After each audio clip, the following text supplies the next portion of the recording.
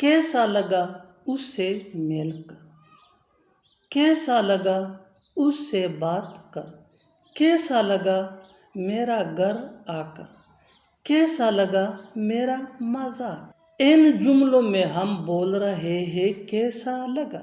इसके लिए आपको यूज करना होगा इंग्लिश लैंग्वेज में हाउ डिड यू फाइंड।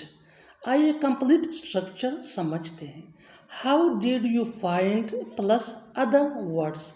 आगे डिटेल से समझाता हूँ मिसालों से। कैसा लगा उससे मिलकर, how did you find after meeting him, how did you find after meeting him. कैसा लगा उससे बात कर, how did you find after talking to him, how did you find after talking to him. कैसा लगा मेरा घर आकर, how did you find after coming my home, how did you find after coming my home. कैसा लगा मेरा मजाक, कैसा लगा मेरा मजाक, how did you find my joke, how did you find my joke. और आखिर में ये सेंटेंस आपके लिए कमेंट सेशन में इसका जवाब ज़रूर देना।